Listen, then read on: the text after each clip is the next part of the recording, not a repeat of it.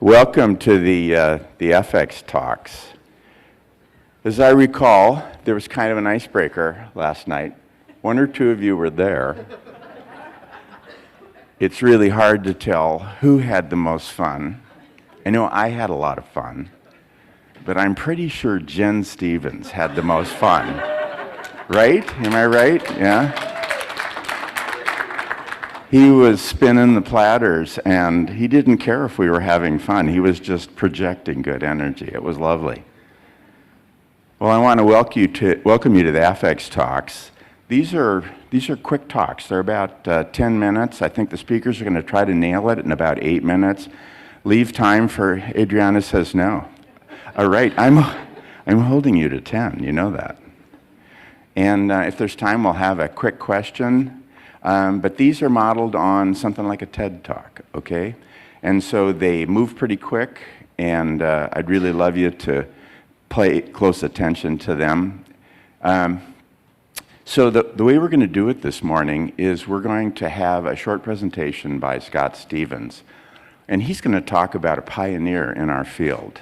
Our origin story in AFE goes back to Jan van Wagenendonk. And one of the reasons we're here in California for this anniversary Congress is because we started in California. And so for me, it's my great pleasure to introduce Scott Stevens to open up our plenary with a tribute to one of our pioneers.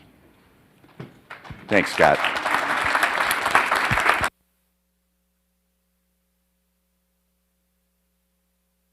Well, good morning, everybody. It's really my honor to be here this morning. There's so many of you that could actually talk about Jan in so many different ways.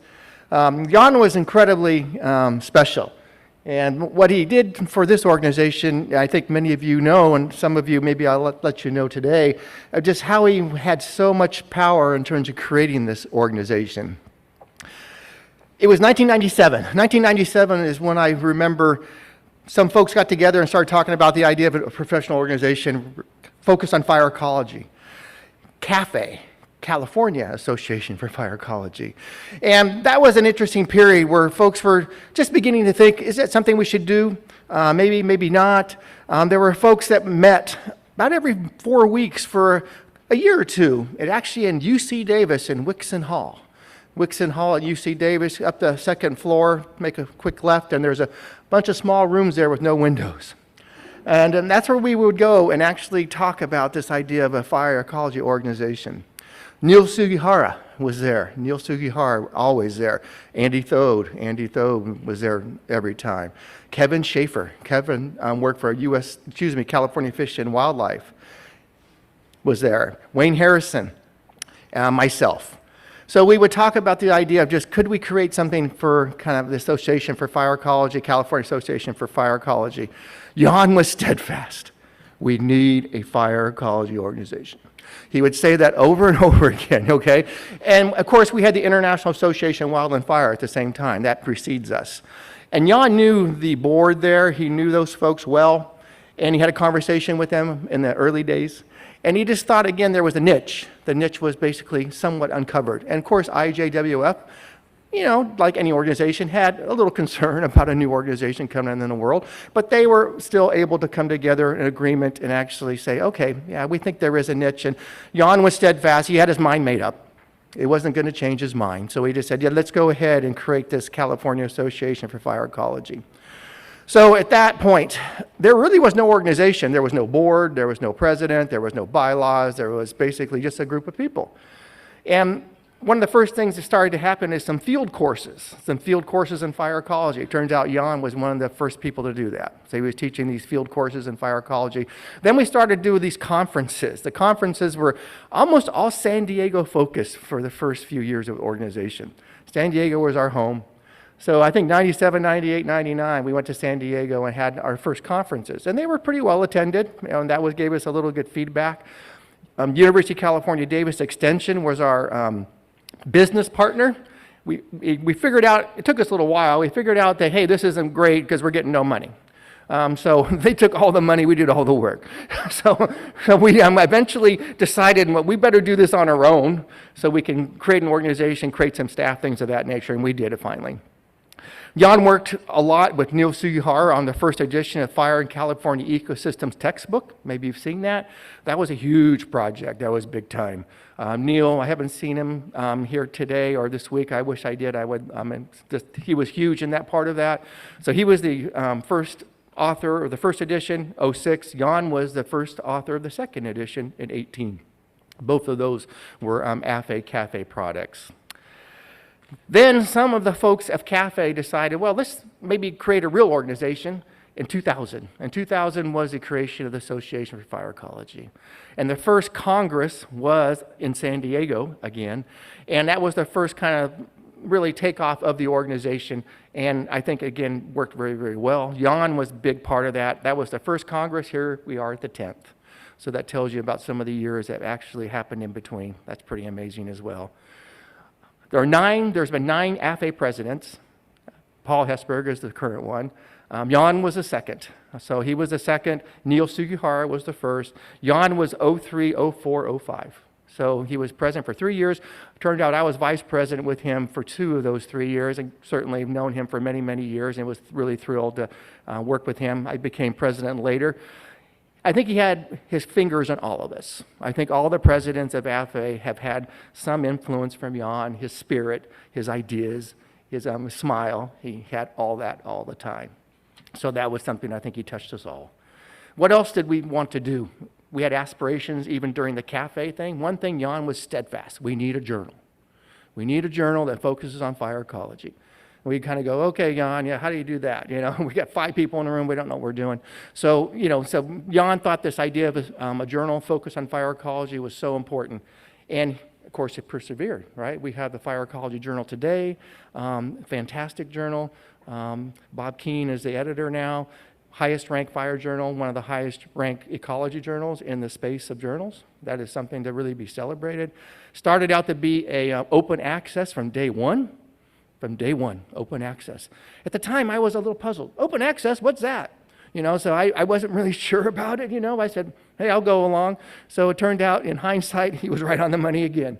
It's been open access through its entire creation, and it really was one of the earlier open access journals, I think, in the whole world. What else did he think was important? Certification. Jan got a degree in forestry from Oregon State in 1963. So he was around foresters his whole life. He considered himself a forester, fire ecologist more. But he also knew that they had this kind of certification, this idea of a professional organization. And they knew that they had that thing they could wear on their badge. And it turns out these certifications, some folks are walking around with these little green strips on their name tag. That means certified fire ecologist. I see Morgan's got one over there. So that was another thing of Jan. Jan just thought this idea, we need to be a professional organization. We need to be certified. Let's figure out how to do that. That was another one of his ideas. And lo and behold, it actually happened as well. Fire Ecology Lifetime Achievement Awards, something that all of us were interested in. He was certainly steadfastly supportive of that. I know that the new ones are going to be announced, I think, tomorrow at lunch. So that's a powerful thing. I think when I was president of AFE and also the chair of the awards committee, that turned out to be one of the funnest and most happy times of my entire year. Because you get to see people get recognized for their achievements for their whole lives. And that is just nothing but cool. So Jan was a recipient of the Biswell Lifetime Achievement Award, and he actually, again, was really, really happy to have it. So many things that he touched. This evening we'll have a celebration for Jan's life, 6 to 7:30 p.m. 4 people will be here. Jim Agee. Of course, Jim was one of the early fire ecology researchers. He actually was at UC Berkeley with Jan, with Harold Biswell, one of 3 PhD students in Biswell's career that focused on fire. Only 3. In some ways, that's crazy. Ron Wakamoto, Jan Bang, and then Jim Agee. So Agee will be here to give us some remarks from those earlier days.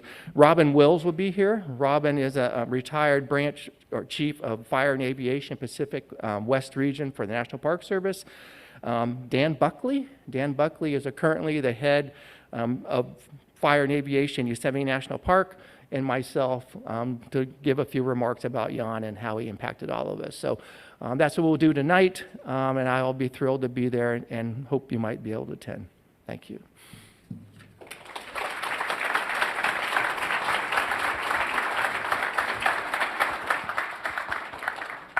Thanks, Scott. for honoring Jan in that way, and we also thank you for your term of service as a past president. So he mentioned that Fire Ecology is a leading fire ecology journal right now, and our impact factor, we had a strategic plan a year ago, and we basically said we really wanted to up our game with fire ecology, and if you're thinking about publishing a paper in that space, please take a look at us now. We actually are leading a journal in that space, on par with Ecological Applications and some others. The next little bit we're going to do is move into the AFEx talks. There's seats for everybody, so and we're a little bit ahead, so if you want to push down and grab a seat, please go ahead and do that. Our first talk is going to be by Adriana Ford, and she promised me she'll get done with in 10 minutes. And she's going to speak to us about human perceptions of fire expressed through the arts. And very interesting title. I'm looking forward to your talk. Please welcome Adriana.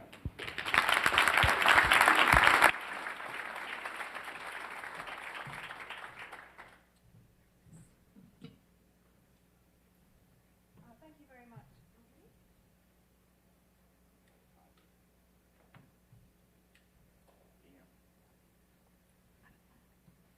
Thank you very much, and thank you so much for being here today, and thank you to AFE for this fantastic platform. If you don't mind, I just want to conduct the briefest of polls. How many of you here are art lovers? Oh, it's moving without me. Oh, wow. And how many of you are science fans? Great. And how many of you love both? Amazing. My work is done. Those of you who said both, I am with you. I also love both. But those of you who might have chosen one or the other, of course respect that as well. From a young age, I always knew that I wanted to study the natural world through the sciences, which I did. But I also felt an undeniable connection with the arts. And I was always determined to work collaboratively across both spaces, learning and understanding and evolving my perspective and my perceptions of the world in which we live. And from my experiences over the last few years, they have led me to a point where I truly believe in the power that comes from arts and sciences being woven together. And in my short time with you this morning, maybe slightly over 10 minutes, I hope to persuade you of the same. The sciences provide an understanding of a universal experience, and the arts provide a universal understanding of a personal experience. They are both a part of us and a manifestation of the same thing. The arts and sciences are avatars of human creativity. These are the words of former NASA astronaut Mae Jemison. They are profound and very much attuned to what I want to convey with you today. The arts and sciences, along with our values and our beliefs, they are instrumental in our understanding of the world and how we function within it. In one breath, we can be magnificently unconventional. We can be anti-conformist, boundless and free. And in another, we want to reimagine complex problems and break them down into smaller and solvable parts. Bridging the chasm between arts and sciences, it creates more understanding and more commonality and more advancement in our world. So I'm the manager of the Leverhulme Center for Wildfires, Environment and Society. So we conduct scientific research across multiple scales, across many different disciplines, ranging from the social sciences through to fire dynamics, climate modeling, through to Earth observation. Now, as a science center, our human creativity is primarily directed towards increasing our scientific knowledge of wildfires. Yet we've always been keen to create a space for human creativity in other forms. So in 2020, in collaboration with the Arts Cabinet, we launched an initiative called Wildfires at the Art-Science Interface.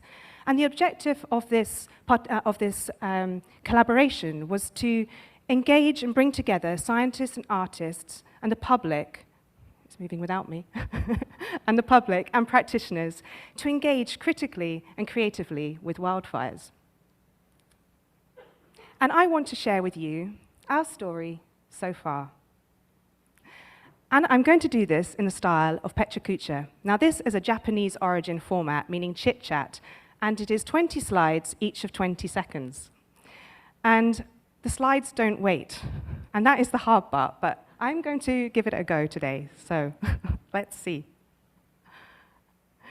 So our first phase was an online gallery.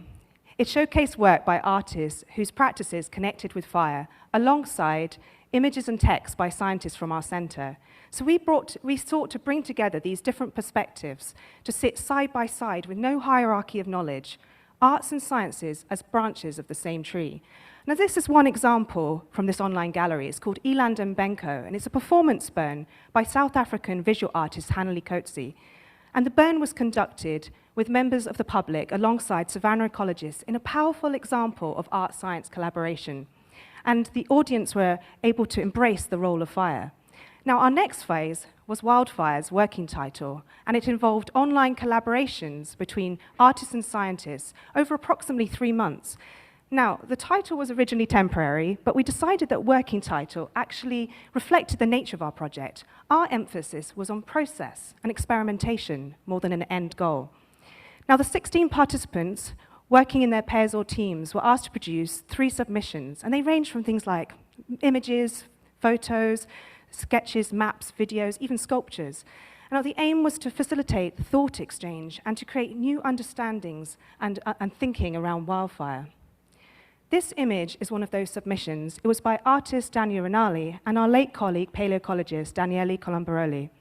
It is titled Transformation, and expresses the concept of fire transforming certain seeds into a state where they can germinate and generate new growth. Our next phase was a collaboration with Strathmore University in Nairobi, and together we organized a workshop which involved stakeholders such as land managers, village chiefs, scientists, and NGOs from across Kenya to discuss fire management. And we invited local Kenyan artist Shadrach Masioki, who painted 3 paintings. Guided by Shadrach, those at the workshop were involved in creating a mural, and it reflected on the meaning of fire in their lives and in their landscapes. And it was based on drawings by the participants earlier in the workshop, and it was entitled Mwaki, meaning fire, in the language of the Kamba people, one of many indigenous tribes of East Africa. On the left, you have Mamboleo, meaning current affairs, and it was actually painted live during the workshop. And on the right, we have Shagoni Leto, meaning the choice is ours. It juxtaposes a healthy environment involving traditional fire practices with a polluted world ravaged by extreme wildfire and drought. Leading on from this, around 6 months later, we held an art science workshop simultaneously in London and in Nairobi. After a series of talks and discussions, again, participants were involved in painting a mural. And it was based on their thoughts around climate justice, and it was used as a catalyst for further discussions. It was titled Mazingira Yetu Wajibu Wetu, meaning our environment, our responsibility. And on the left of both murals, you see climate injustices. And on the right, you see what is needed for a more just world. Communities working together, diverse voices are heard, and the central images illustrate harmony with nature. And connected to this workshop, we also held a competition at Strathmore University, which students and staff responded to the question, what does climate justice mean to you?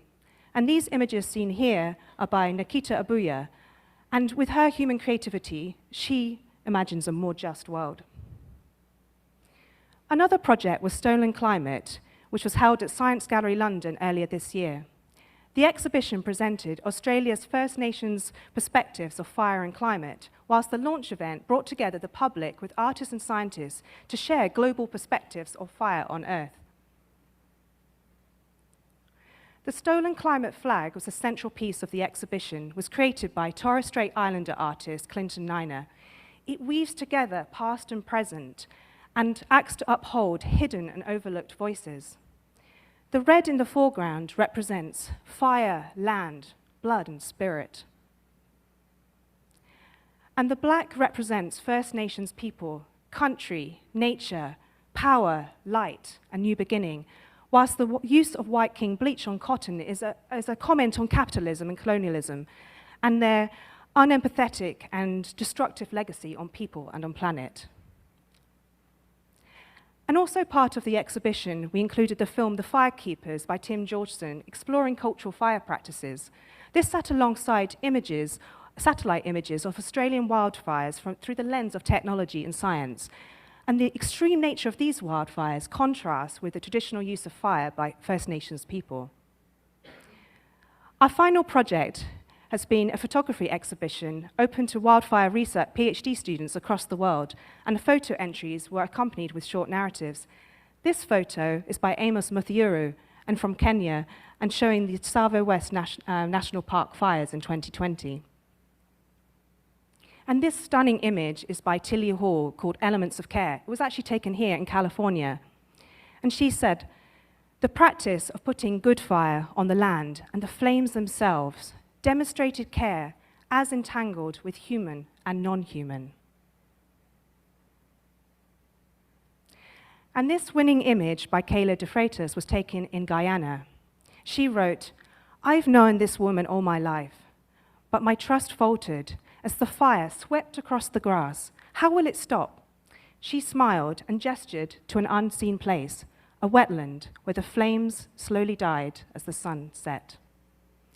Wildfires at the art-science interface is ongoing, and as our content grows, we look for opportunities to share this work, such as today, in the hope to instigate a new feeling or prompt a new thought or perspective, for a moment in time to be a part of that story. Mae Jemison said, "The arts and sciences are avatars of human creativity." So reflecting on this final image, which is a part of a creative installation by Superflux called The Quiet Enchanting, I pose this question to you. How will you use your human creativity to change or re-enchant our world? Thank you.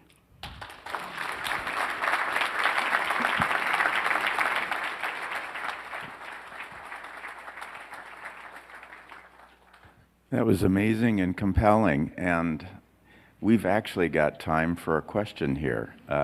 Does anybody have a question top of mind that they'd like to direct towards Adriana?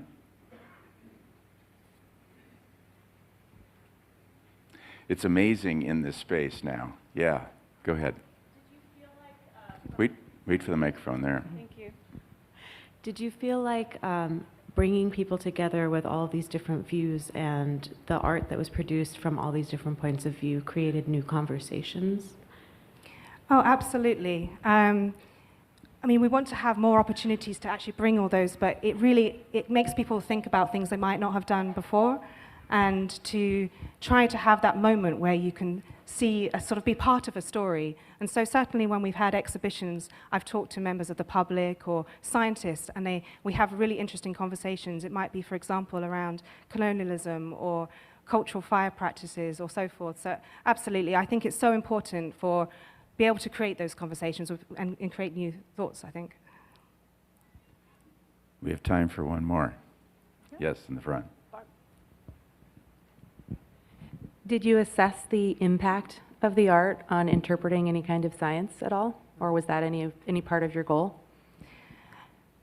So at the moment, we haven't been doing any formal assessment, partly to do with our own resources and being able to do such a thing. But I do think it would be interesting. In some ways, we think about the arts, we shouldn't necessarily feel like boxing it into, measuring an impact. But at the same time, I think it would be useful. We have had a lot of feedback about the reflections of the artwork and the art-science interactions, and they've been really positive, and feedback from those working in those online collaborations and the value that they've had from that.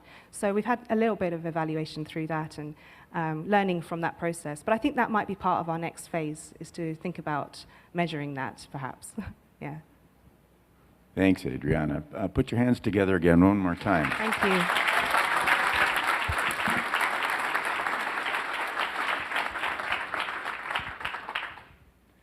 It's interesting how often now scientists are bringing philosophers and artists into this space to have us connect not only scientifically but also to our creative side as well. Thanks for causing us to think more deeply about that. Our next speaker is Zeke Lunder, and he's got the compelling title of Plan on It Happening. Zeke is with Deer Creek Resources. Take it away, sir.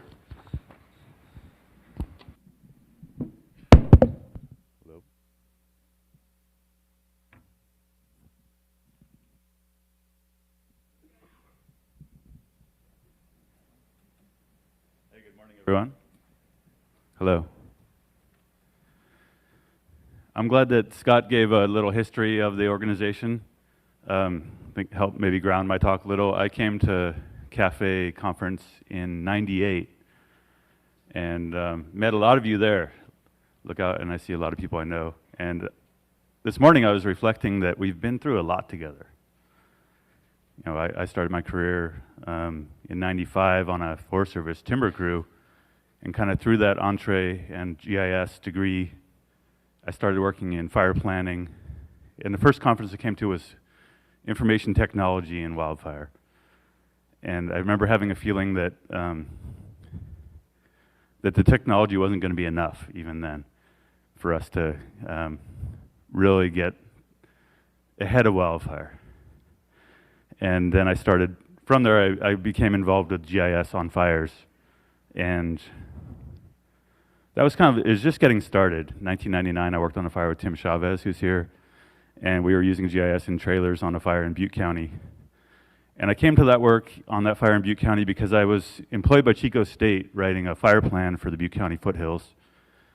And I kind of inherited a document to finish, and they basically said, man, Paradise is toast. Town of Paradise, here are all the reasons it's going to be terrible. I talked to John Hawkins, who is now retired but was a chief in CAL FIRE. And he said, same thing. All the local CAL FIRE guys said, you know, Paradise is going to burn down. So that was 1998.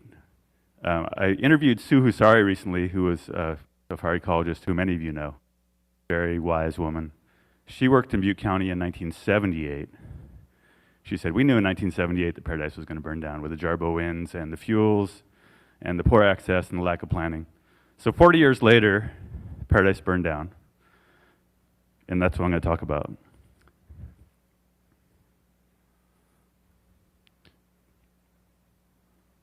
Can I get the slides for my talk?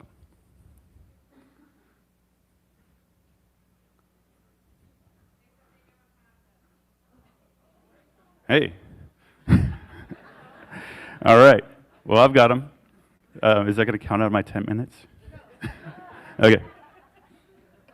Anyway, I'll keep talking.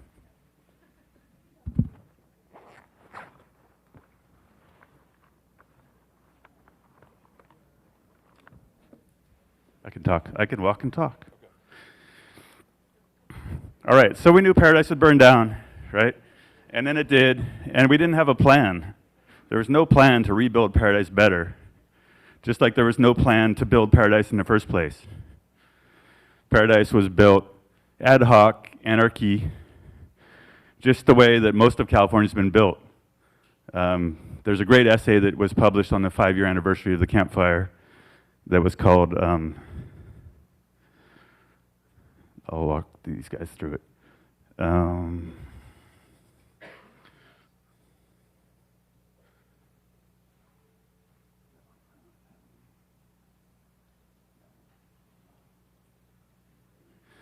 Anyway, this guy named Kevin Jays, who's kind of our resident bard in Butte County, wrote this great essay on why Paradise burned down.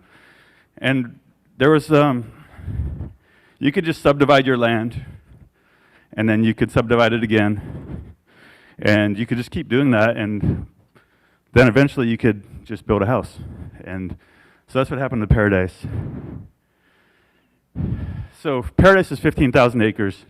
And it looked like this before the fire. Google Street View is awesome. Now you can go and look at previous images. And this is what it looked like after the fire. Paradise.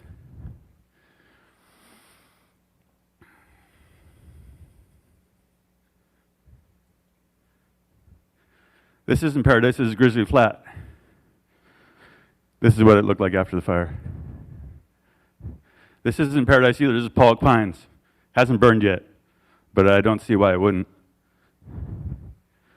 Nevada City, Grass Valley area, all looks like this. Hasn't burned yet.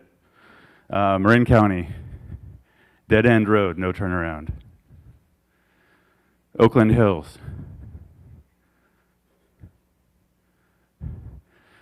So during the campfire, just to go back to us being through a lot together, I started a GIS company, started working on incident GIS in 2000. 2010, I started my own company, and we supported the incident command teams on most of the large fires in California in the last 20 years.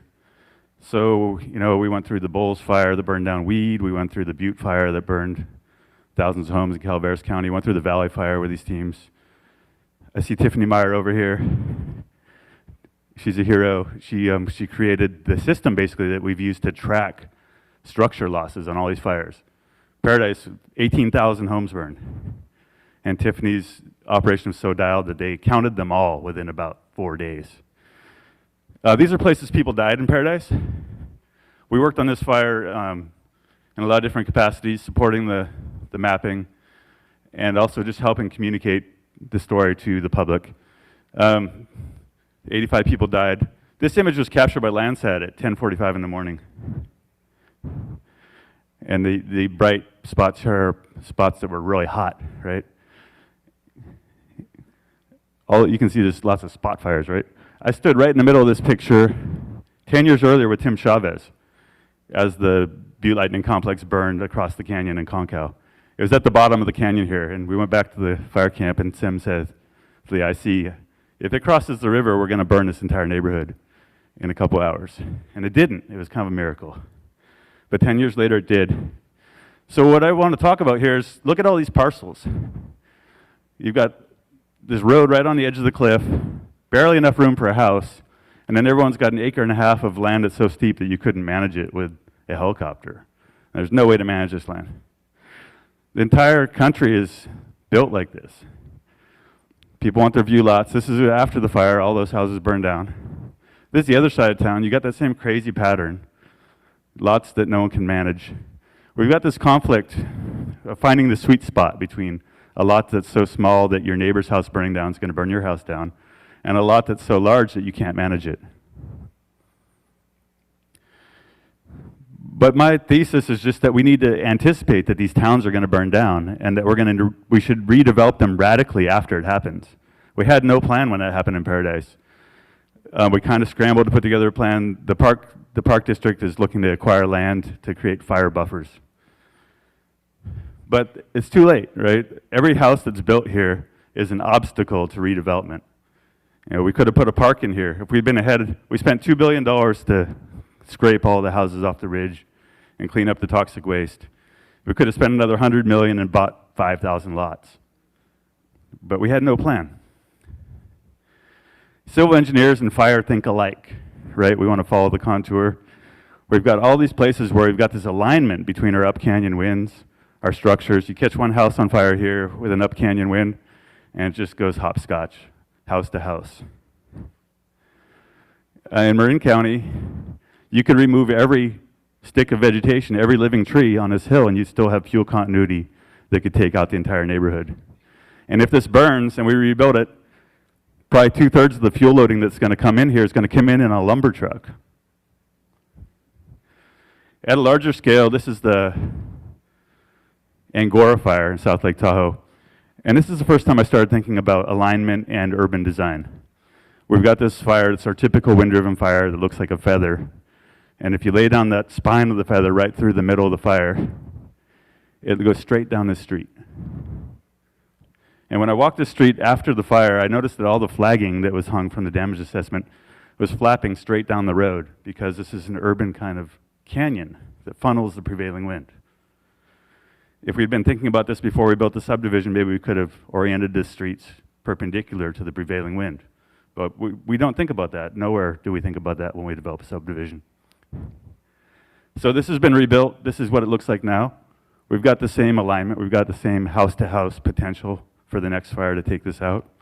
Maybe not now, maybe not in a decade, but the prevailing wind's going to keep blowing that same direction. In the case of Grizzly Flats, that burned in the Caldor fire, we've got all these different scales of dysfunction in how our communities are designed. Grizzly Flat looks like it must have been cheap to buy because it was mine tailings, it was hydraulic mining scars. So we've got all these parcels that your parcel can drop off a dirt cliff into an inaccessible canyon full of brush. And not unsurprisingly, the yellow dots here are structures. You can see there's a lot of vacant lots. We've got all these 4 subdivisions that a developer bought the land, they clear cut it or they high graded it. They sprinkled a bunch of lots out there and they thought maybe they'd all sell, and a lot of them haven't. So we got homeowners associations that don't have the money to maintain anything. There is some hope. We're getting better at this. We look at a lot of neighborhoods in our community assessments where there's no access. And if it weren't for one little right-of-way right here, right through the middle of the image, 10 feet wide, there would be no way to access the back of this whole neighborhood. What that means is if you want to take out some gray pine or something, you have to hire a crane, or you have to drag branches out through someone's living room or through their little side gate. There's a little right-of-way right through here that provides access to the whole back of this property, and the back of this property is one single ownership, which makes it easier for us to maintain it. Same here at this cul-de-sac, there's a little easement, provides access. This is a little more difficult because all these individual lots are people you have to get on board to do fuels treatment. But in most places that is not happening. Reading just started requiring that type of access in 2005. So that's why I think that a lot of these places are going to burn down. It doesn't matter if we have billions of dollars to spend on fuels treatment. It's not physically possible, given the configuration of many of these places, to even do the work. We design fuel treatments for a living, and if you can't get a track chipper in there, if you have to drag branches out through people's side gate, it's incredibly difficult to remove meaningful amounts of fuel. And as far as introducing prescribed fire in a lot of these places, there's nowhere to make it happen. So I'd like to wrap up by saying design matters. I've kind of come up with this term of these communities being fire antagonistic. It's not that they were developed without fire in mind, it's that they're actively right in fire's face, just like, yeah, what are you going to do about that? And we see how that's working out. Radical redevelopment is needed, but counties need a tax base, municipalities need a tax base. They're extremely motivated to let people rebuild. For all the political reasons, it's incredibly hard to tell people, no, you can't come back to your place. We're going to bulldoze this entire subdivision map and create a new one. Every place is different, but we need to start thinking about it now.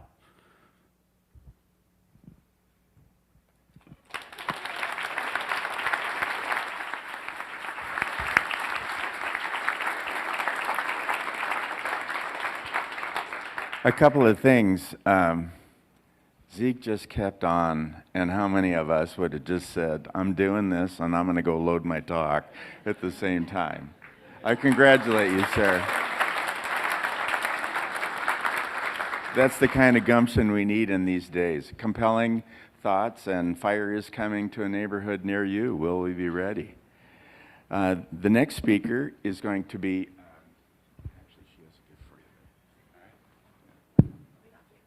What's that? Don't have time for question, no. Sorry about that. Drop the mic.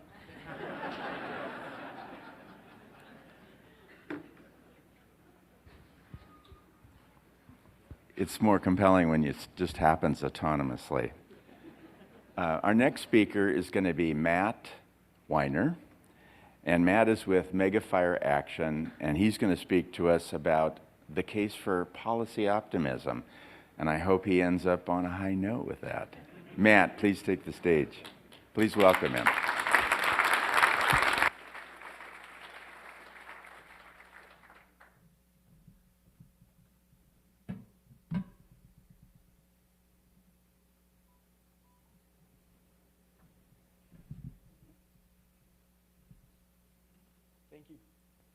Thank you, Paul. This way, yep, you hear me. Thank you, Paul. And it's a really tough act to follow Zeke every time, so bear with me here. I don't have slides, so I don't need to wing it in quite the same way. But I'm Matt Weiner. I'm the CEO and co-founder of Mega Fire Action. We are a 501c4 advocacy organization focused solely on one goal, and that is ending the mega fire crisis in the next 10 years. Any questions? I'll get into a little bit about why we have that vision, but let me talk about first a little bit about my background and how Mega Fire Action came to be. So I am not a firefighter, I'm not an ecologist, I'm not really a fire expert at all compared to the people in this room. I'm a policy dork and a political guy. I worked in Congress for a long time. I worked in Sacramento for a little bit as well in the state legislature there. And in my last job, I was responsible for coordinating California's statewide policy priorities at the federal level as executive director of California's delegation in Congress.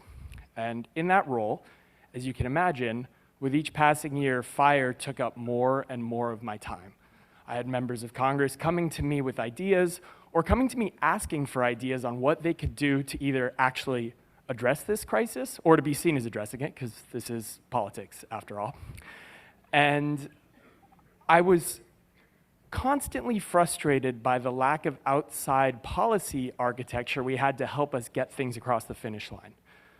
So when we were working on Build Back Better, for example, if you all remember that early phase of the Inflation Reduction Act, there was a ton of money initially that we were able to secure for hazardous fuel mitigation. Some of the early drafts had as much as $14 billion for hazardous fuel mitigation over the decade, which would have been absolutely tremendous, right? And what we saw was that as the overall numbers in Build Back Better came down, the hazardous fuels numbers came down disproportionately. And so there were members like Speaker Pelosi and other leaders, especially from California, who'd just been through the 2020 fire season that was so devastating, who recognized that, that we needed this and it just made sense. But when we started talking to others, it wasn't so clear, and they kept asking, well, who's with you? So we'd sit down in a meeting and say, we need this $14 billion. We need it for California and the entire West to get at a decades-long backlog in hazardous fuels. And the answer was always, okay, you and who else? Well, I've got the California members on board. I've got 50 members of Congress total. Okay, who else? Well, we've got organizations who signed this letter. But nobody was putting capital and juice into this. So I started getting frustrated and voicing that frustration with folks who worked on fire. And it turns out a lot of folks felt the same way, that we really needed more advocacy architecture to take this to the next level. And so we started Megafire Action a little bit over a year ago with a number of folks from the Bay Area, throughout California, but a lot of people who'd gotten recently interested in fire because the skies turned red in San Francisco in 2020, right? And so a lot of folks who'd started previous companies, who'd had other efforts, decided they wanted to get more involved in fire, and they were familiar with advocating for policy and decided to get involved with us. So that's a little of the background of how we formed Megafire Action. Now let's talk about why we have the super easy goal of solving the crisis in a decade. And I recognize that we're not getting rid of megafires in a decade. We don't even want to get rid of megafires. I think megafire and crisis are doing a lot of work here, right? I recognize that we're going to need megafires to reach a lot of our goals. The goal here is really to get at catastrophic fire and to put the systems in place so that we are not totally overwhelmed by this crisis every single fire season across the United States of America. So, when I worked on the Woolsey fire, for instance, I worked for a state senator who was representing that area. When we saw that fire come down the entire Santa Monica's pretty much, except for Topanga Canyon, as opposed to going through one ravine like we'd seen over the years, we saw every single level of the response and post-fire recovery phase totally overwhelmed. And that's what we've seen time and time and again. And so what we are pushing for is for new urgency and for new policies to get a handle on this crisis in the next decade, recognizing that we're going to have a life with fire for decades. And the question is what kind of fire we're going to have and how we live with that fire. So let me along here. And so, the goal of this organization is to lobby right now, especially federal policymakers, but we are focused on state as well, with a couple things. One is an injection of urgency to this conversation. What we've seen is that policymakers are increasingly aware of what they need to do to get at this crisis. We've seen this time and time and again.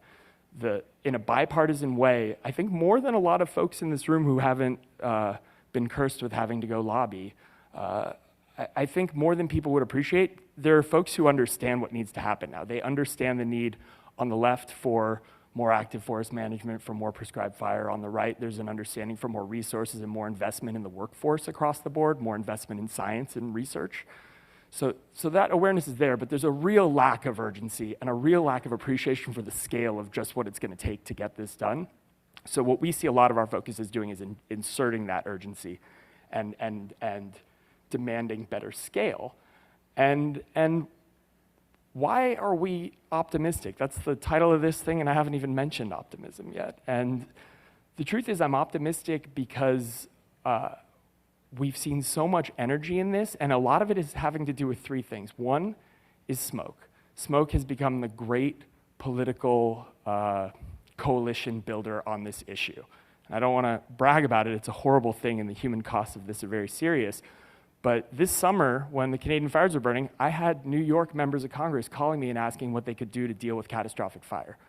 We've had people from across the board get engaged. This summer, we also had 25 members of California's Democratic delegation, so some from the far left, over half the delegation, sign a letter to EPA talking about how they need to address prescribed fire in the PM 2.5 rule. To think that we could have gotten 25 mostly liberal members to sign on to a letter like that 5 years ago is crazy. And while I would love to take credit for that, it's not me. It's that they recognize something has to change, and they recognize that good fire, prescribed fire, cultural burning is critical to success here. And they know that we need to figure out a way to get more of it on the ground. The other reason I'm optimistic is the climate conversation. What we're seeing is a new urgency here from a climate mitigation standpoint. So a lot of us talk about this issue, and a lot of folks nationally who are not in the fire community talk about this issue as an adaptation and resilience issue. But what we're increasingly hearing is a conversation about the emissions impacts of fire and a real interest in figuring out how to get a handle on that. Yes, a real interest in getting a handle on the emissions impacts of fire across the board. And what was really surprising to me is we've met with some pretty senior Republican senators and members of Congress who've cited talking points to us about the 2020 fire season in California based on that CARB report and what it did to industrial emissions reductions, undoing almost 15 years of industrial emissions reduction progress, right? There's a real interest here, and in some cases it's just people are looking for climate reductions that don't involve going after fossil fuels. I don't care what motivates them. I've got one problem to solve, it's fires. Someone else can fix the climate. Not to be too blasé about it, but we have a job to do here. So, and then the last reason is we've got a lot of new entrants. There's a lot of new philanthropy money in this space, there's new private sector money coming into this space, and there's new people lending their talent and energy to it. And I think that presents a real opportunity for everyone in this room as the incumbent leaders for us to drive change here. And so if I can just say one thing going forward, is that I think everyone here has a role to play in both welcoming new entrants that are coming into this space and helping them understand what they're working on, and also working with us and others to drive some real urgency into the conversation at the policymaking level. Business as usual is not going to get this done. The Bipartisan Infrastructure Law and the Inflation Reduction Act combined for about $5 billion for hazardous fuel mitigation. That's 10 times what we were spending a year on that going into it. And that's 10% of what's necessary just to fund the 10-year crisis strategy. I think most people in this room know that we're going to need to do a lot more than that to actually get a handle on this crisis. And so business as usual ain't working. Demand more change from your policymakers. Don't be shy about it. Push them, and come help us push them too if you're willing. That's it. Thanks.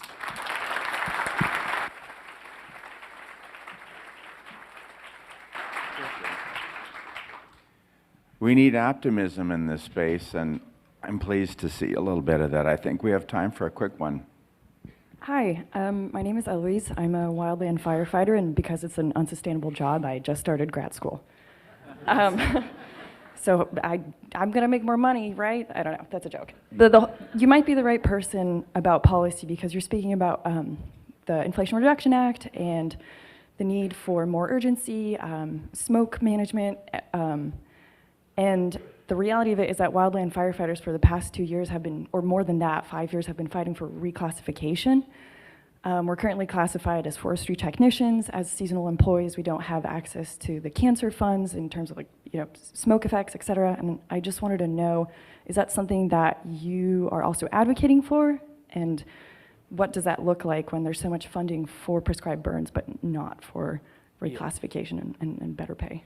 Yeah, it's a huge issue. Workforce is everything, and the firefighting workforce in particular. What we ask you all to do is absolutely insane, for pay that is absolutely insane, and for a lack of investment in your future, whether it's health or whether it's education or whether it's career growth within the Forest Service and beyond.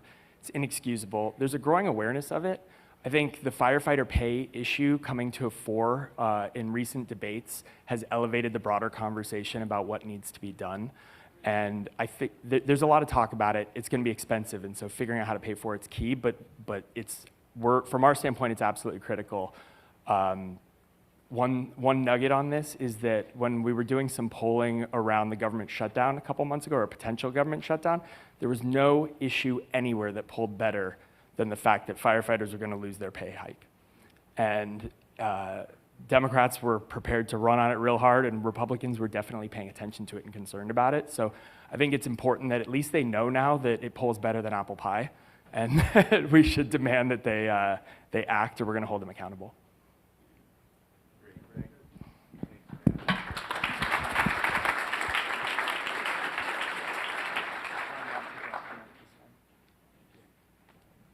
You bet. All right, our next speaker is Susan Prichard. She's with the University of Washington. She's a fire ecologist and a dear colleague and trusted friend of mine. Susan's going to be speaking to us about place-based stewardship, connections of people, fire, and ecology. Please welcome Susan.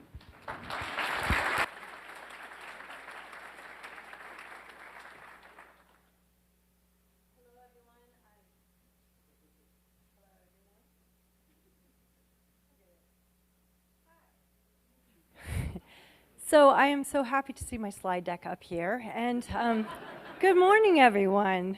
So I'm going to start by reflecting on the fact that I had the curse and blessing of being an early riser. Always have been.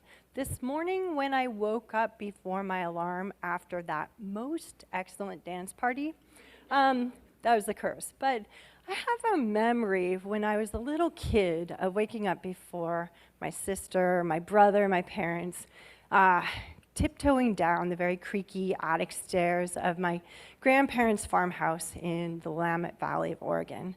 And predictably, my grandpa had beat me up, had a fire going in the wood stove, was in his rocking chair reading a Louis L'Amour novel, and I climbed up to his lap, and the best part of sitting on my grandpa's lap in those quiet mornings was hearing about his childhood. He was born in 1900 on the farm, 160 acre farm in the central Willamette Valley in 1900. And he had memories of the Santiam people still coming back to the farm every summer and camping just below this farmhouse at a perennial spring. He also remembered as a child that the farm had open grasslands, big Oregon white oak, big well-spaced Douglas fir. When my dad was born and raised on the farm, similarly. However, over time, and this is such a story, a legacy of settler colonialism, our farm and the surrounding landscapes became overtaken by Douglas fir in the absence of fire. My dad has spent the last 20 years or so prioritizing these old groves of Oregon white oak to thin out the pesky Douglas fir and try to restore some of that old resilience. I'm starting with the places that shaped me, and I invite you as I go along with my stories to also reflect on the places that shape you and call you to stewardship. You might think here from the pictures that it was the mountains and the forest that really inspired me to become a forest ecologist, but it was actually the logging roads that we drove through and the massive clear cuts that got me. And I thought to myself, I wanted to be the best scientist that I could to inform policy, management, stewardship that would be different. In my 20s, I was really passionate, and I had this idea that humans could only do harm. And so I had this thought that northern spotted owl, the salmonids in the streams and rivers of the Pacific Northwest would be best left alone. And fortunately for me, I got into fire. I got way excited about fire-adapted ecosystems, and I quickly disabused myself of that notion. So one of the first areas that I studied was subalpine meadows of the Olympic Mountains. I dug soil pits in here, and I saw the many layers of prescribed fire, intentionally bringing those meadows back to meadows and not forest area. The story of these meadows, both in the Olympics and the Cascades, is one of fire exclusion and a loss of these areas.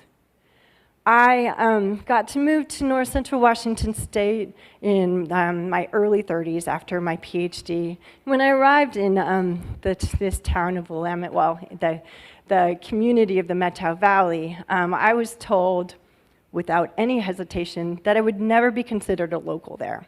And I thought that that was really laughable. My family homesteaded the Willamette Valley back in the 1870s, and we were never locals. Yeah, there are a lot of people that preceded us, and indeed the Methow Valley is the home, ancestral homelands of the Methow people who have been in the Methow for tens of thousands of years. So when I got to the Methow, we hadn't had a lot of fires yet, but I was actually pretty excited about it because this is a fire-adapted landscape. 20 years later, my gosh, you know, Matt just mentioned megafires, and we've had no shortage of megafires on these landscapes.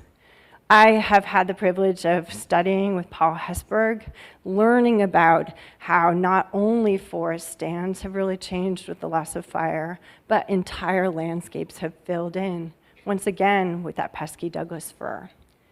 And some of the post-fire landscapes are just jaw-dropping, and they bring me to tears to see ponderosa pine, this species that is so built to last, not having hang time on these landscapes right now in some areas. We've studied forest restoration, so restoring more resilient forest structure and composition. And as many of you already know, past fires, absolute barriers to fire spread, change the fire severity when they do reburn. That's what we're seeing over on the left with the gray areas. And then past treatments, thinning on its own, not really great, but of course, bringing in fire is making a big difference. So 20 years later, in this landscape that I've settled in, I absolutely love it. And some of the species that I love best depend on open forests, open meadows, open shrub steppes in order to survive. And the ecology that I study is, of course, the ecology of the Methow people. So thinking about that into the future, I have this deep respect for the Methow people, and yet they've been absolutely 100% almost displaced from this landscape to date. So Frank Lake gave me this book because he has an excellent new foreword in the book called Indians, Fire in the Land in the Pacific Northwest. One of the first pages of the introduction has a passage about the Methow Valley. Anthropologist Jay Miller brought a van load of elders, many of whom had not been in the Methow for over 50 years, back in the 1970s. And one of the women he noticed was crying. And he said, I thought it was because she was homesick. But after a time, she sobbed. When my people lived here, we took good care of all this land. We burned it over every fall to make it like a park. Now it is a jungle. We're seeing that jungle. Increasingly, we're seeing this jungle burn in ways that these forests have not historically burned, at least on the scale that they are. And I leave you with some perspectives that I have that are complicated, necessarily so. On one hand, I am part of settler colonialism. That is my family's legacy. And I hold it with just so much remorse. I know about genocide. I know about displacement. I know about stealing of land. That is part of me. It makes me sick. And then at the same time, I love these lands. I have lived in the Pacific Northwest my entire life, and I have this deep obligation and spiritual connection with these lands. In my youth, I might have tried to reconcile those two ideas. I might have tried to make myself somehow feel better about it. And I recognize that there's no way to do so. And in fact, actually having these dueling parts of myself is necessary. So instead of saying one or the other, I say both. And so in ways for me that affects me, that means that I don't contribute, I hope, to cultural erasure. I talk about settler colonialism. I talk about these lands that are sick. But then also as an ecologist, I talk about ways that we can do restoration. There's the term restoration, which many of us grapple with. Like, how can we restore to the past? We wish we could, but we can restore the practice of stewardship. So eco-cultural restoration ideally would be bringing Metau people back to these landscapes. And in fact, I'm happy to say that there's the first land back project amongst many that just started in the Metau. But it's also our obligation, I think all of ours, to get in here and talk about the good science, the good indigenous knowledge, bringing these two together to restore these forests, take out, again, the too many Douglas fir trees, and bring back intentional fire, but also cultural resources, cultural material culture, the understory plants of which these ecosystems depend. Thank you.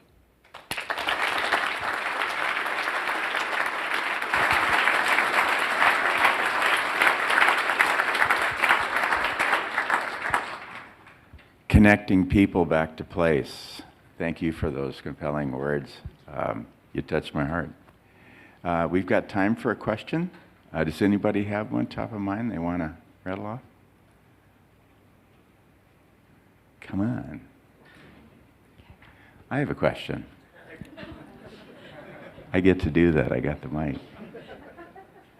So to what extent are the Metau people involved in reestablishing cultural burning practices and other place-based stewardship in the Metau?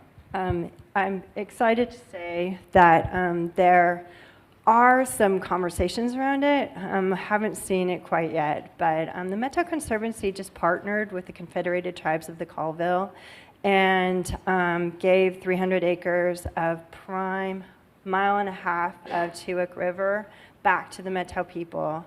And there's continued engagement, and the Forest Service is right now in conversations with not only the Metau people, but the Confederate Tribes of the Colville to participate. So I'm looking forward to that. I don't think it's much longer. That's fantastic. Thank you, Susan. Please thank Susan once again.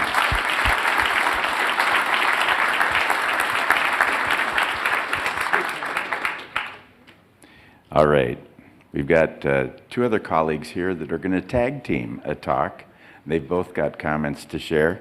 Sara Brown is a program manager and a researcher at our Rocky Mountain Research Station. Tony Cheng is at Colorado State University, and they're going to be speaking to us about nudging the anchor. How are we getting anchors in the forest? You're going to let us know. Deeply held assumptions and shifting the fire paradigm. Thank you very much. Thanks, Paul. Appreciate it. We'll see if our slides come up. Nope. We know that they're there, though. Oh, we got the one finger. All right, well, they're working on it. I want to say first thank you for this opportunity. We're both very honored to be on this stage to share a few thoughts with you. And also thank you to everyone for coming to this conference. I have learned so much in such a short time. So I believe our slides are up. And we're going to explain to Paul and the other just couple people why we want to share with you why we think nudging the anchor is important. In 2016, I had the opportunity to sit down with Ed Schein. Ed is not a famous fire ecologist, but he is a famous MIT professor. He spent his career thinking about nudging cultural cultures in organizations, and humble inquiry. I had the pleasure to have a chance to sit down with Ed with a pen and a piece of paper and ask him a tough question. The question was how or if we could potentially change the paradigm that currently I would define as a fire suppression paradigm that is very reactive to a more proactive, fire resilient, fire use paradigm. And Ed pondered for a minute and said, sure, let's adapt a figure that I wrote or I drew in 1985 in his book, Organizational Culture and Leadership. So I'm going to walk you through this journey that Ed and the small group and I took. And so Ed said, close your eyes, imagine you're in a boat on the sea, and you look out and you see a buoy, right? This big orange ball up here. That buoy, the piece that you see floats back and forth in the waters, right? And it sort of represents the artifacts of a paradigm. Things like language, things like rituals, stories, maybe even behaviors. But the important part of that buoy is that it's anchored deep down in the floor of the sea, right? It's a big concrete anchor. And that anchor represents our deeply held assumptions behind that paradigm. I probably don't need to tell this crowd what maybe the deeply held assumptions are for the fire suppression paradigm, but here are a couple. Fire is the enemy of timber. Fire threatens communities and infrastructure. Humans can control and suppress fires. Now, over time, scientists and astute land managers sort of imagined a new paradigm. Perhaps you are one of those people. I certainly am. I like to think of this new paradigm as being the fire-facilitated resilience paradigm. You can think of it as the fire use paradigm. All of these speakers are talking about this new paradigm here today. Of course, it comes with different deeply held assumptions. Fire plays an important role in ecosystems. Suppression has fostered conditions for extreme fire that Susan just talked about. Suppression is often ineffective in extreme weather. So, what do we do, the people who have sort of moved our deeply held assumptions to a new paradigm but are faced with living in a different paradigm? We try to move that paradigm towards our preferred paradigm, right? And in which ways have we done that? Well, Ed did argue, that what we have been doing is pushing on that buoy, right? Pushing on those artifacts.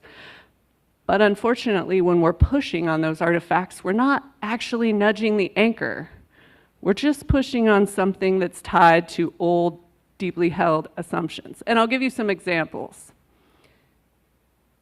The Whitecap study that ultimately did end the 10 a.m. rule would be one example of pushing on the buoy.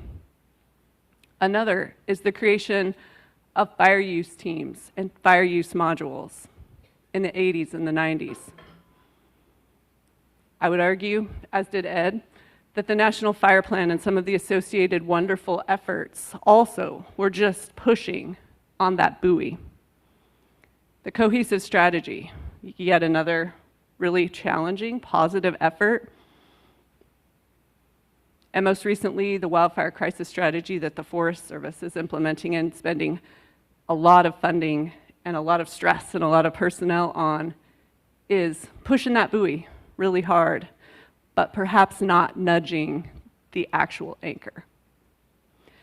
So we sat with Ed and asked him the obvious question: how do we nudge the anchor to reach a new paradigm?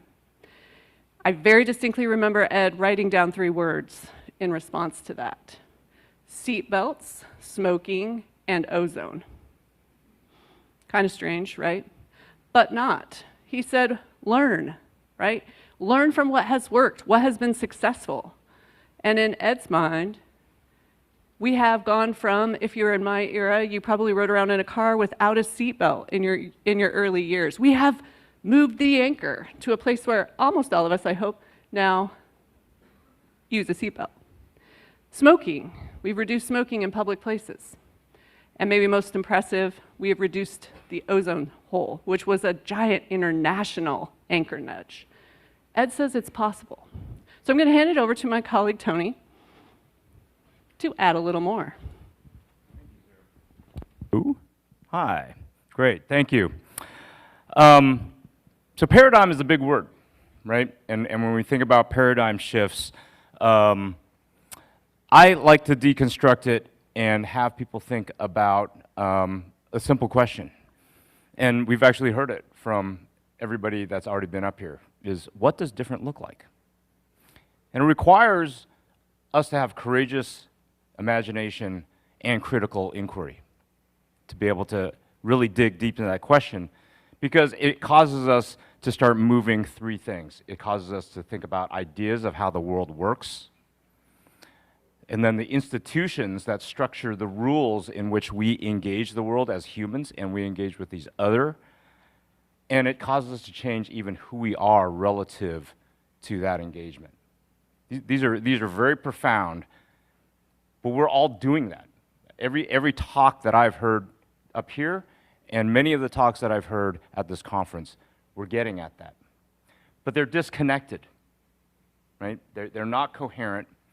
And so I will invite you, while I have the stage this afternoon, myself, Jim Manakis, and Matt Thompson are running a fire circle at 4:15 in Spyglass 2 that really engages the systems thinking idea to get at what does different look like.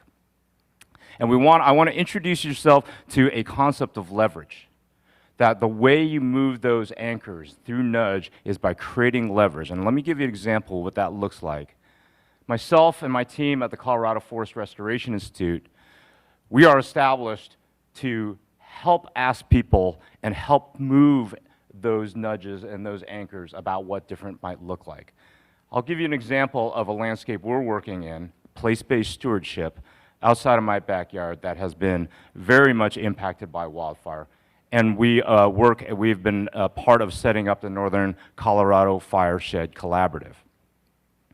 We start with critical inquiry and creative imagination by asking us a question about what does different look like. Oops. And the first question we ask is, who owns wildfire management? That's actually a very powerful question. Who owns it?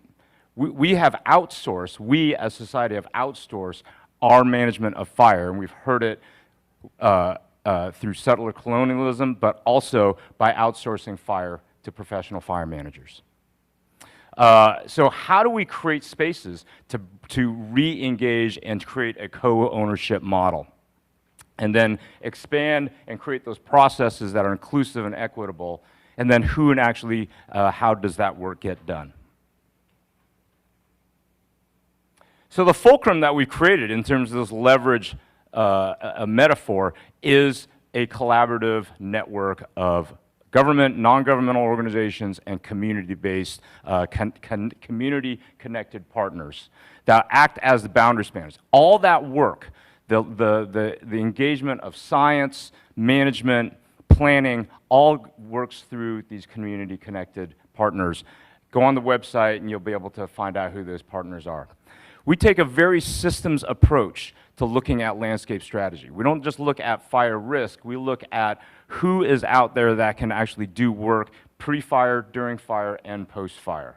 And we integrate operators into the planning. Too often, operators aren't part of that planning. Just an example. A lot of you sit around maps and look at things and draw things, and this is an example of potential operational delineations and risk assessment. But it's who does this work and what are the questions that they're asking themselves. That leads us, and this is collaborative work that we've done with the Rocky Mountain Research Station, and it's been awesome. Who takes what actions, where, and why? Who co-owns that fire? And so it's not just the fire operators and the managers, as who in that community, who on the landscape. People need to see themselves in strategy. You can't just hand them a paper or a tool or a decision support system and expect them to know what to do with it.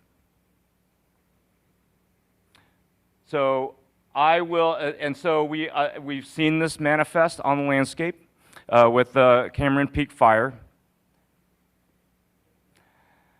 And so the last question I'll ask you is, what can different look like for you? What are the leverage points that you are able to create through your networks and your colleagues and your community? Thank you.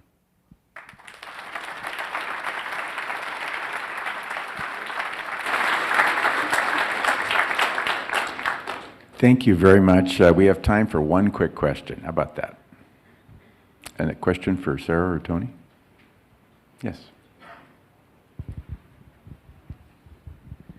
So those examples of smoking, seatbelts, ozone, to me those look like things that either had an immediate impact on somebody's health, so I'm motivated by it will impact me right now, or someone else is doing the work for me. In other words, the hairspray that I buy is no longer containing the things that are going to be hurting the ozone. What are some ways that we can make some of those same connections? It has to be easier than it is right now. Are there ways that we can make those changes more accessible to people? Good question. I wish I had all the answers. While I don't have an exact answer, I will share that I did do a little mini meta review of what kind of commonalities did it take to get to the end state in those three things. And some of the themes across all three of those, smoking, seatbelts, and ozone, where it was a major uphill battle. It did impact people directly. It required litigation and legislation, incentives, both positive and negative, and a lot of scientific underpinning at the very core, as well as a marketing effort. So I think we're missing some of those in our current complex system. I won't point out which ones, but I think we all know in this room. Thanks for that great question. Once again, let's thank our speakers.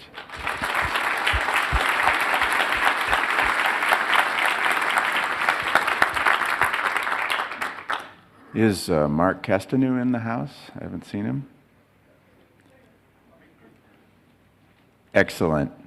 Our next speaker flew the farthest of anyone, perhaps, to be here, and it's a privilege to have Marc Castellnou here.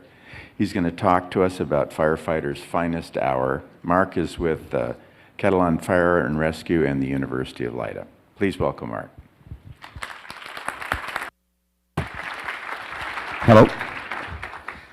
Thanks for welcoming. I will try, if I get the slides on, to explain my history. I'm a three-year experienced firefighter, and I am at the end of my career, and I am looking behind what we've been doing the last 33 years. And apart from fighting fires, we've been introducing prescribed fire back into our landscapes, because we have had a tradition of non-stop fire in our landscape since the Iberian times. And in my family, I've been in that tradition since the 1400s. So in the 1400s, we did the first law to regulate and keep fire on the landscapes, to create resilient landscapes. But we break that tradition in the 40s, 50s of the last century, and then after the 90s, big disasters, we starting to put it back. So that's what we've been doing, and we think that's what we have to do. And that picture, it's kind of firefighters looking at fire because they are professional of fire, not professionals or the tools to fight fire. So maybe we have to change the name here. But anyway, okay, with the problems. So that's a picture of the problems we have everywhere. We all know them. So we have extreme firestorms, we have extreme wildfire, and we have a lot of dead fuel in our forests because we under climate change, our forests are under stress, they are not healthy. So we need to make our forests healthy if we want to fight against those extreme wildfire. That has been the common thing I've listed in here the last 2 days. So we all share a kind of management approach. We want to do mechanical treatment, we can introduce fire in those dense stands that are overpopulated. So we aim to end up with kind of open stands that we can burn the way my grandfather teach me to do and the way that generations have been doing in my landscape.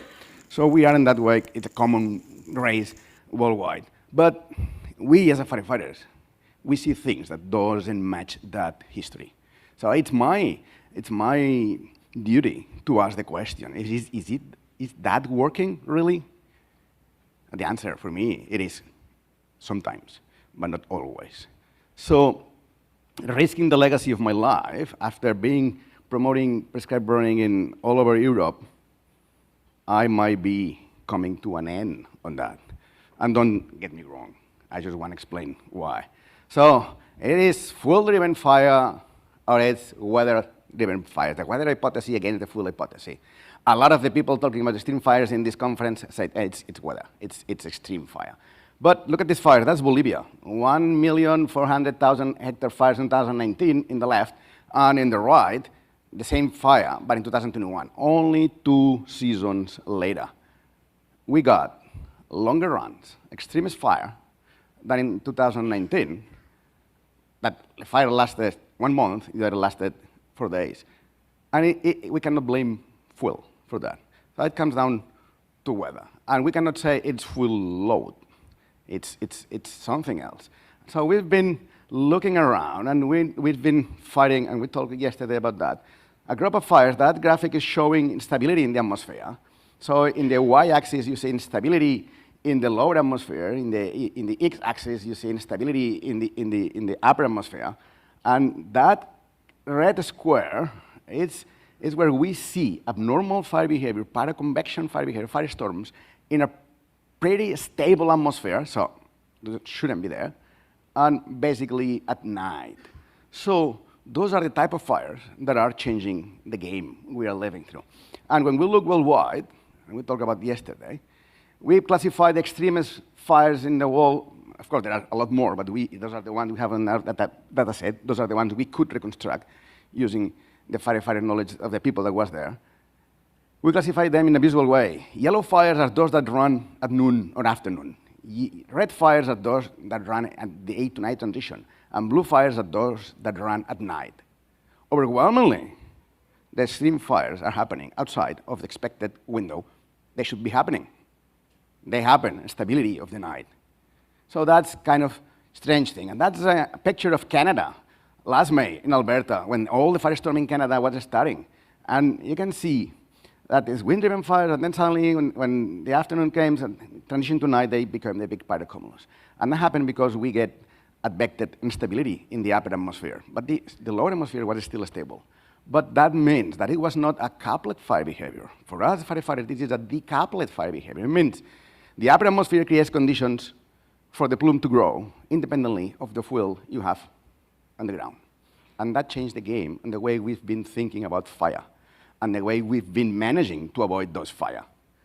So we'll look at what means coupling and decoupling and how that works. And we know that the processes of creating the change in the atmosphere depends on that entrainment. So we have the boundary layer, we have the modified boundary layer that the fire is creating, and then you see the plume, how it is entraining air down into the boundary layer. And that's what is creating that changes. And that doesn't depend on moist convection. That depends, as you see in the zone we launch in the fire, and the bottom graphic, it is a dry atmosphere. So that processes, it's what helps fire build different atmosphere. And that's Lake Fire in California, 2020. It's a well-known example, and we are in California, so I use that. So that's the first injection high, the second injection high, and the fire will work through a third injection high. And every injection high the fire is creating, it's a new boundary layer atmosphere the fire is maintaining.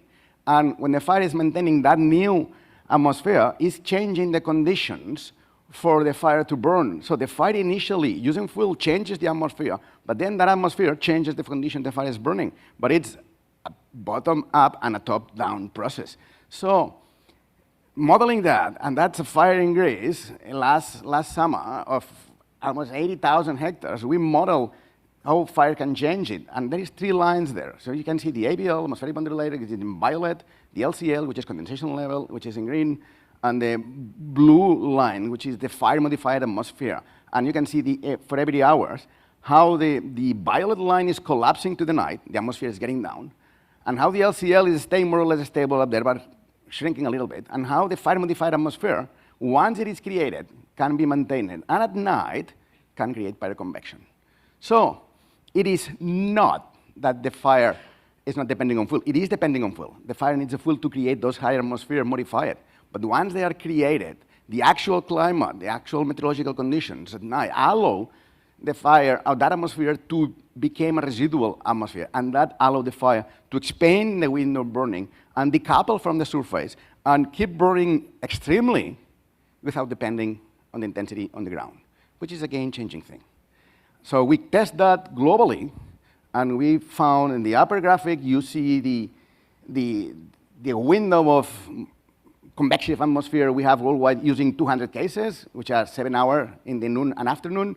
But if you modify by energy, you can see that it's 20 hours, which is the graphic in the middle. What corresponds in the big runs, day and night, we see worldwide that are facilitated by those modified atmosphere by the fire. And that depends on the coupling and how the cloud up there is maintaining that injection height and changing the condition for the fire to burn from the top to the bottom.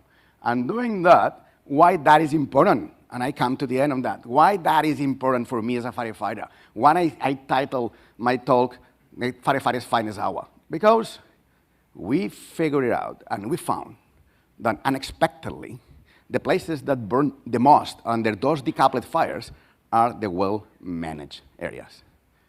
I heard that yesterday, talking about in the Dixie fire, I know. And I've seen that in other fires. But that's the example of the same fire. Look at the left stand. It's an unmanaged, thick stand. The fire is burning surface. Look at the right one. It's the managed area. Mechanical treatment, prescribed burning. It's grounding. And why that's happening? Because in a decoupled fire, it is the upper part of the atmosphere which is sucking the plume, not the fire which is driving the plume in the atmosphere, and you need ventilated fuels on the ground. So out of all of those processes, the convection we know can be fought with the management we've been doing. But the convection is coming, cannot be fought with that. And we need high-intensity stand replacement fires to create thick stands of regeneration to fight those fires. And so we need to change our burns to a mix of high intensity, low intensity. So it's our finest hour because we have to stop fighting fires and we have to start applying natural fire regimes. And a prescribed fire is not just a natural fire regime. And we are in the climate change, and on the climate change, decoupling is possible, and decoupling is not favoring the way the management we've been doing. So that's observation, but there's a lot of research to be done. And I want to encourage you as a scientific community, we need to understand that because we see that more and more and more. And we as firefighters are overwhelmed, but if we know that's the solution, we can make it happen. So, thank you.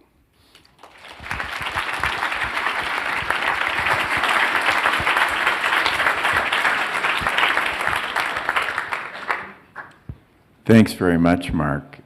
Isn't it interesting? The more we study the differences in climate regimes, climate zones, forest types, the geography really matters and the history of management really matters.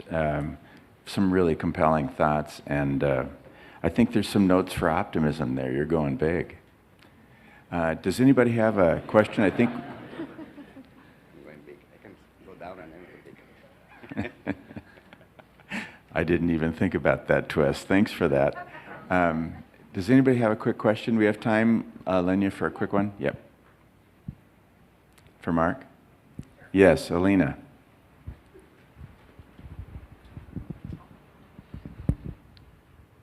I'm wondering how global and what latitudinal boundaries you're seeing these changes in convective plume development and atmospheric stability. Is this something we should be expecting everywhere, or is it limited to certain regions? Have you seen the map? It is everywhere. I've seen that in Bolivia, in Chile, in California, in Canada, well, in Quebec last summer. I've been in Norway. I've seen that in South Africa. I've seen that in the Mediterranean and in Mongolia. So I believe it is a climate-driven thing that allows the night to create enough free atmospheric stability to allow the preservation of the modified atmosphere through the night and start those decoupling processes. It's something I haven't seen before, but it's something, and I know I am shrinking my career, but I try to inspire somebody here. There are some species that they know that. So some species know that those regimes has been here before. So look at lodgepole pine regeneration stands, thick. Pinus alpensis Spain in the Mediterranean, Brutia in the Middle East, thick stands. Eucalyptus, thick stands. So all the species that live in the really high fire-prone areas they adapted their regeneration to be dense fuels, so they are protected against those decoupling fire. And so it is a mosaic of both type of fuels that allows for their survival when they are young and when they're old. So there is a lot of things we don't understand, and we better hurry. We'll keep a weather eye out. Thank you, Marc, very much. This is a multimedia show today, and our final speakers, dear colleagues of mine, Amy Cardinal Christianson, Frank Lake, and Monique Wynecoop. And they're coming to us with a video this morning, and I want to do just a really quick setup on that video. The meaning and the emotional content that exists in this talk, they felt was best expressed through a video, because in many ways, they're telling you something about their story and their souls and how their story has affected them and their people. So if we could get the video queued up, we good to go? Alrighty, so please watch with me. I've seen it, and it's quite compelling.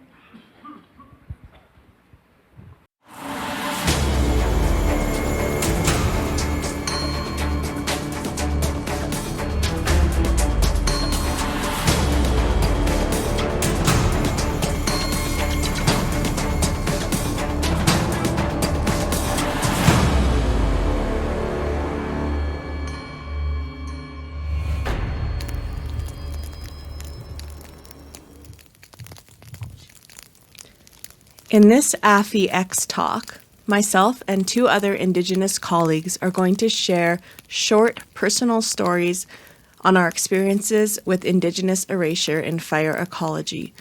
We are part of a larger team looking to create respectful narratives on research and publishing in this field. We presented the larger project in a special session yesterday, and you'll see our collective work being published in the next few months. My name is Amy Christianson. I also use my Cookum's name, Cardinal. My family is Métis. I'm from a long line of trappers and medicine women in the boreal forest and buffalo hunters on the plains. It is very strange to be an Indigenous person from a nation and territory that is extensively researched like the boreal, and also trying to be a researcher myself. Oftentimes, I'm just going through the motions of my day job, and I'll suddenly come across a statement or article that stops me cold and makes it hard to focus or work for days. I often wonder if the authors realize the huge impact their writings can have on Indigenous peoples. We don't only have to defend our science, but also ourselves as people and our knowledge systems and our way of life. I'm always jealous of researchers who just get to do science. Fire ecology is an especially hard field of study. Decades of research have completely excluded Indigenous peoples. There's been two articles that were especially hurtful during my career. One was by Ellis et al. In 2021, which referred to my family's territory as wild woodlands, which, based on their definition, is the complete absence of human populations and intensive land use. After raising this concern with the authors, it seems they just meant there was a lack of data, which led to this classification. But an oversight like this can be harmful in labeling. The other was by Bell, which was reprinted in the Journal of Fire Ecology in 2012. The reprint contained numerous statements that I personally consider racist and do not add any contributions to his discoveries on fire ecologies. I put discoveries in quotation marks because our nations have stories of educating Western science with our knowledge, who then steal that knowledge for their own career advancement. We can also say this is the language of time, but we don't need to reprint it. For example, one thing he says is that Indigenous peoples don't do anything except by necessity. For myself, I don't really see the contribution to fire ecology in that statement. We have responsibility as the current and future generation of scientists. We need to call out racist ideologies and correct it in both our work and others.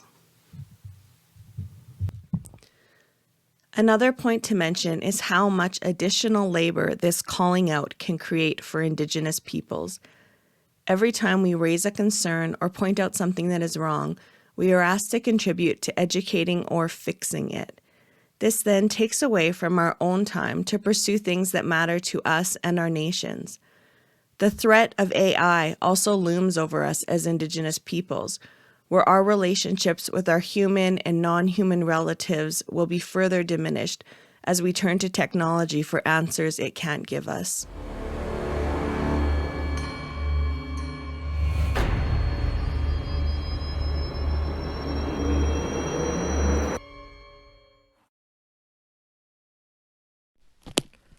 I'm Pit River and Mountain Maidu, enrolled with the Hat Creek Band of the Pit River Tribe. I'm here today because my ancestors are survivors of attempted genocide and removal of tribal people from the landscape. Indigenous erasure affects all of Indigenous people's lives, including mine and my children's. So it's really hard to know where to start with the story. In the field of fire ecology, my story started with a family of firefighters, but also with a family of basket weavers. It led me to be really interested in cultural plants and using fire to benefit all the different ways my family, practices our culture on the landscape. When I started working for a non-tribal agency, I felt like I was constantly trying to speak up and educate different people about where the other part of the story wasn't being told about cultural burning and human fire on the landscape. So for me, Indigenous erasure, it's in all aspects of fire ecology, from the maps we use, where it has racist terms or non-Indigenous names for different ancestral homelands of the tribes. That stuff just, is right in our faces, being tribal fire practitioners that interact every day with fire agencies that don't understand our cultures and our histories. Indigenous erasure is also within the universities where I studied. When I was studying fire ecology, a lot of students used past tense when they would talk about different tribes. And a lot of times I heard a lot of people that went on to work in natural resources speak as if cultural burning was a past practice that was not applicable to today. When non-tribal scientists and managers speak on behalf of tribes without asking them to speak for themselves or to participate in those types of papers or presentations, that is Indigenous erasure. Indigenous erasure includes citing papers that were written by anthropologists during a time when they had no understanding and didn't actually communicate with the tribes themselves. They were outsiders looking in, trying to describe what they thought was a dying race. The reality was that they had no real perspective of the actual culture from an outside looking in perspective. And so a lot of those papers are flawed and use racist terms and demeaning terms about our tribes.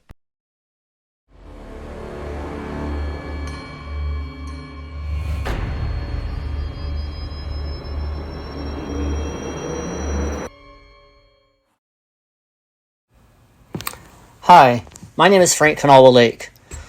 I'm of mixed Indigenous, North American Indigenous, and European descent, but I affiliate and identify more with Northwest California tribes, particularly being a Karuk descendant and having half-siblings and family that are Yurok. As a tribal person from this area, I want to talk about some of the ways that Indigenous erasure happens in relation to fire ecology. One of the main important things for me that I want to emphasize is looking historically at what are the factors of fire suppression, and particularly the way that fire ecology has been framed. In many of our areas, men were traditionally trained, and still are, on mountain peaks.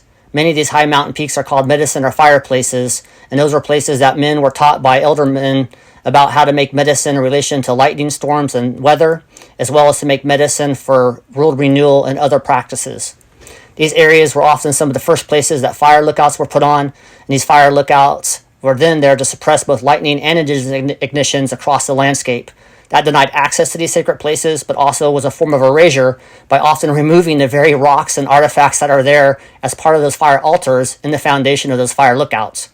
So as those lookouts are taken down and we look and move toward more remote sensing capacity, we should have a reconciliation about what was the happening of those places, at those medicine places or sacred places in regards to tribal fire knowledge in relation with lightning and fire medicine. Also to look at the ways that we can restore and repatriate those sacred medicine places in relation to tribal fire knowledge and those medicine places and sacred sites.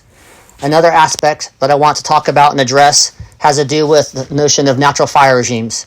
Many places across this landscape are considered lightning influenced, and they are, but also there's a significant important part of the indigenous contribution to these fire regimes, both looking at increased frequency and the seasonality. Many of the fire scar samples that we have and we get talk about and document that cultural fire history, and those are important legacies of understanding indigenous ecologies of that.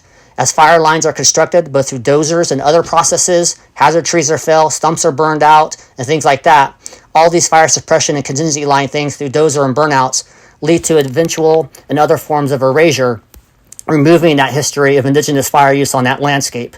When we lose those from high severity fires through dozer line construction and other processes during fire suppression activities, we lose the ability to teach our next generation. We have to be able to consult our tribal colleagues and elders and practitioners, how we use fire historically as cultural communities, and how we begin to use that in partnership to move forward. Many of these places are in the legacy of the vegetation, and the trees, the composition, whether it's the shrubs, the artifacts, are all legacies of indigenous stewardship that we can learn to live with fire to recognize and prevent the erasure of indigenous ecologies as part of fire ecology and teachings. Thank you.